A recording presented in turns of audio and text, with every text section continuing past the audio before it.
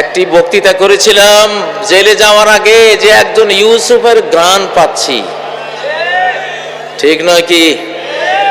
সেই ইউসুফ এখন মাঠে আছে, কাজ করছে,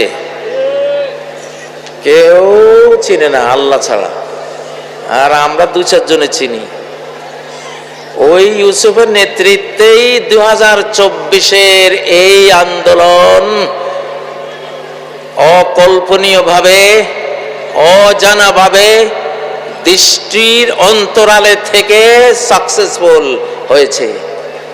যুবকরা জীবন দিয়েছে, তরুণরা জীবন দিয়েছে, এদেশের সর্বস্তরের জনগণ জীবন দিয়েছে, কিন্তু সাইক্লোনের যে ছোপটা ছিল, ছোট্ট ছোপটা যে প্রচন্ড দুর্নিবার গতিতে সেই সাইক্লোনটা তৈরি করেছিল, সেই ইউসুফটা সেদিন মাঠে ছিল, আমি জানি।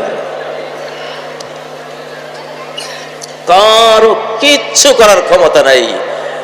এখন আমরা এগিয়ে যাব দুর্বার গতিতে, মারিয়ে গুড়িয়ে চুরমার করে এগিয়ে যাব বাংলাদেশকে। 2024-এর সংস্কার সাল, সংস্কার করে কোরআন আসবে, কোরআন আসবে। আল্লাহ তাআলা এই উম্মতের প্রতি 100 বছরের মাথায়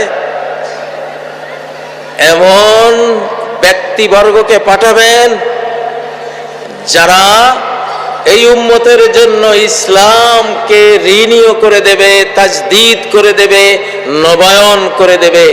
বিশ্বের সাথে কোরআন কিভাবে ম্যাচিং করে, হাদিস কিভাবে ম্যাচিং করে, ইসলাম কিভাবে চিরসবুজ, চির নতুন হয়ে মডার্ন থাকে, চির আধুনিক থাকে, এই ম্যাচিং এর কাজটা প্রতি 100 বছরের মাথায় আল্লাহর পক্ষ থেকে প্রেরিত একদল উম্মতে মুহাম্মাদিয়ার সদস্যরা করে দেবে।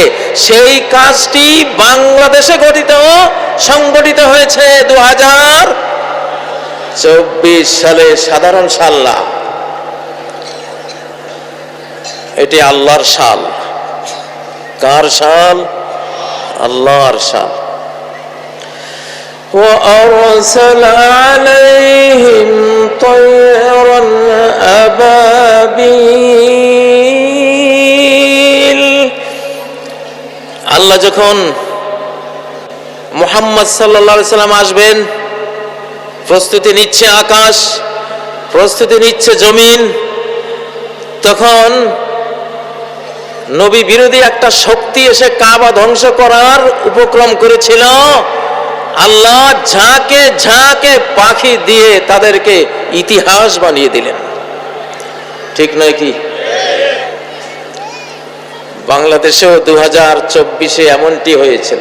এক বিশাল আব্রাহা বাহিনী, হস্তি বাহিনী, অত্যাধুনিক সকল মারণাস্ত্র নিয়ে রাষ্ট্রকে দুর্বৃত্ত বানিয়ে সমস্ত রাষ্ট্রীয় বাহিনীগুলোকে খুনি বাহিনী বানিয়ে রাষ্ট্রের যেসব অস্ত্র শস্ত্র রাষ্ট্র রক্ষার জন্য বহিঃশত্রুদের বিরুদ্ধে লড়াইয়ের উদ্দেশ্যে কেনা হয়েছে, সেসব অস্ত্রের ব্যারেল ঘুরিয়ে দিয়েছিল এই দেশের, বাংলাদেশের দামাল ছেলেদের বুকের দিকে, ঠিক নয় কি? সেই আব্রাহা বাহিনী, হস্তি বাহিনী আমরা দেখলাম 1450 বছর পরে আরেক হস্তি বাহিনীর পতন কিভাবে হয়েছে এই বাংলাদেশের বুকে। আলহামদুলিল্লাহ আমরা দেখেছি তো। প্রিয় ভাইয়েরা, 2024-এর আগের রাজনীতি আজকে অচল। অনেকের খারাপ লাগতেছে, আমি জানি, আমার কিছু করার নাই, আমি জানি এটা অচল। আইয়ুব খানের অচল পয়সা। 24-এর আগের রাজনীতিগুলি এখন কি? আইয়ুব খানের অচল পয়সা, চলবে না। তাজদীদ যখন আল্লাহ করেন, নবায়ন যখন করেন, আগের গুলি সব রহিত হয়ে যায়। তাজদীদি সাল কেমনে?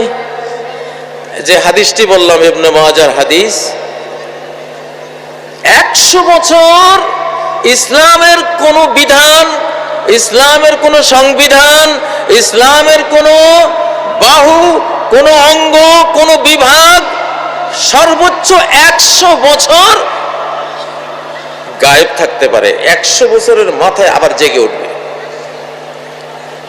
তুরস্কের ইসলামী খেলাফত, কোরআনিক খেলাফত, সুলতান সুলেমানদের গড়া তুরস্কের যে ইসলামী খেলাফত 720 বছর মুসলিম জাহানকে নেতৃত্ব দিয়েছিল, সেটির পতন হয়েছিল 1924 সাল। 1924 সাল, 24 থেকে 2024, 100 বছর হয় কি না? হয়। তাহলে 100 বছর আগে হারানো খেলাফত, 100 বছর আগে হারানো ইসলামী শাসন ব্যবস্থা, 100 বছর আগে হারানো কোরআনিক সংবিধান অবশ্যই 100 বছর পরে ফেরত আসবেই। সেটা ফেরত এসেছে বাংলাদেশে। লিল্লাহি তাকবীর। নরসিংদীর তাকবীর হয় নাই, নরসিংদীর কারাগার ভাঙ্গা তাকবীর এটা না। কে পারবে নরসিংদীর তাকবীর দিতে?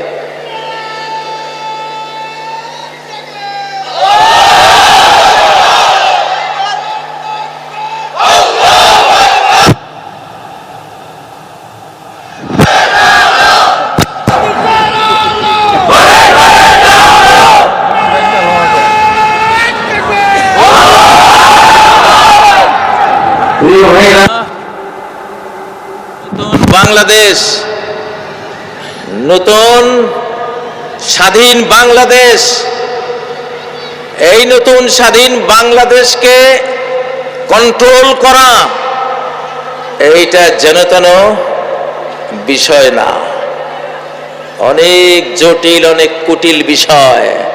সরাসরি আমি জানি, কোরআন থেকে জানি, হাদিস থেকে জানি, আমাদের এই যুগটি সরাসরি আল্লাহর নিয়ন্ত্রণের যুগ, আল্লাহর কন্ট্রোলের যুগ, আল্লাহর সরাসরি নির্বাহী ক্ষমতা প্রয়োগের যুগ। এক্সিকিউটিভ পাওয়ার সরাসরি এখন এই জমিনে বাস্তবায়ন করছেন, করতে থাকবেন সরাসরি রব্বুল আলামিন নিজে। ও ভাইরা, কারণ যখন নূহ আলাইহিস সালাম জাহাজ তৈরি করলেন, ওই সময় থেকে সময়টা আল্লাহ তার নিয়ন্ত্রণে নিয়েছিলেন। জাহাজে ইমানদারদেরকে তুলে নিয়েছিলেন, বেঈমানদেরকে মহাপ্লাবন দিয়ে ডুবিয়ে দিয়েছিলেন, ঠিক নয় কি? ওই ডুবানোর কাজটা কি নূহ আলাইহিস সালাম করেছিলেন? ইমানদাররা করেছিল? কে করেছিল? সরাসরি আল্লাহ। নমরুদকে পঙ্গু মশা দিয়ে, বিশ্ব শক্তি নমরুদকে শক্তিহীন একটি মশা দিয়ে বিদায় করার কাজটি কে করেছিলেন? সরাসরি কে করেছিলেন? আল্লাহ। ফেরাউনকে সাগরে ডুবিয়ে লক্ষ লক্ষ আর্মি বাহিনী সহ নিপাত করার কাজটি সরাসরি কে করেছিলেন? আল্লাহ করেছিলেন। কিছু সময় পৃথিবীতে আসে যখন ডাইরেক্ট আল্লাহ তাআলা ক্ষমতা নিয়ে নেন বান্দাদের হাতে, তখন কর্তৃত্ব থাকে না। বাংলাদেশের কর্তৃত্ব এখন কার কাছে? আল্লাহর কাছে। কার কাছে? আল্লাহর কাছে। ও ভাইয়েরা, এই মানচিত্র তো কোরআনের মানচিত্র।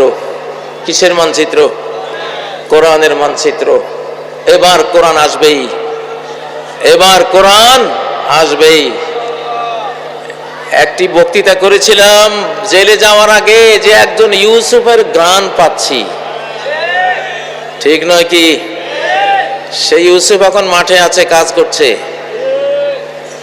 কেউ চিনে না আল্লাহ ছাড়া, আর আমরা দু চারজনে চিনি।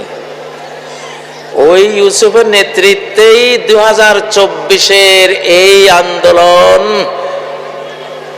অকল্পনীয়ভাবে, অজানাভাবে, দৃষ্টির অন্তরালে থেকে সাকসেসফুল হয়েছে। যুবকরা জীবন দিয়েছে, তরুণরা জীবন দিয়েছে, এদেশের সর্বস্তরের জনগণ জীবন দিয়েছে। কিন্তু সাইক্লোনের যে ছোপটা ছিল, ছোট্ট ছোপটা যে প্রচন্ড দুর্নিবার গতিতে সেই সাইক্লোনটা তৈরি করেছিল, সেই ইউসুফটা সেদিন মাঠে ছিল, আমি জানি।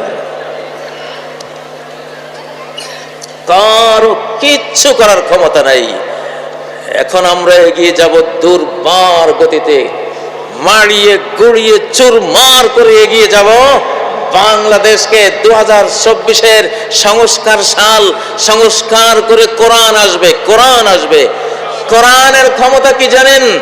ওয়ালাউ আন্না কুরআনান সুয়িরাত বিহিল জিবাল, এমন কোরআন যেই কোরআন দিয়ে যদি পাহাড়গুলো উড়িয়ে দিতে চাও, পাহাড়গুলি উড়িয়ে দেওয়া যাবে। রাসূল মুহাম্মদ সাল্লাল্লাহু আলাইহি সাল্লাম জীবন্ত কোরআন ছিলেন কিনা? তিনি কি ছিলেন? আমাদের কোরআনের কপি, এটা হলো হার্ড কপি। এই হার্ড কপি নাজিল হওয়া কপি না, নাজিল হওয়া কপি এখানে। এই কোরআনই একমাত্র কিতাব আকাশ থেকে ইলেকট্রনিক কপি নাজিল হয়েছে, নূরানি কপি নাজিল হয়েছে, সফট কপি নাজিল হয়েছে নবীজির বুকে। এই জন্য এই উম্মতের কোরআনের আসল কপি হলো হাফেজরা।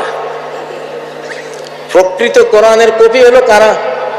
হাফেজরা। ইলেকট্রনিক কোরআন, ইলেকট্রনিক কোরআন, ইলেকট্রনিক কোরআন থেকে এই কোরআন লেখা হয়েছে। নবীজির বুকে আসা কোরআন থেকে এই কোরআন লেখা হয়েছে। এটাও কোরআন, এটাও কোরআন, বাট এটা আকাশ থেকে এই অবস্থায় নাজিল হয়নি, এটা সফট আকারে নবীর সিনায় নাজিল হয়েছে। ফি সুদুরিল্লাযিনা উতুল ইলম, এটা হলো জ্ঞানীদের সিনায় সংরক্ষিত কিতাব। আনাজিলহুম সুদুরহুম, শেষ উম্মতের ইনজিল হবে, কিতাব হবে তাদের সিনা।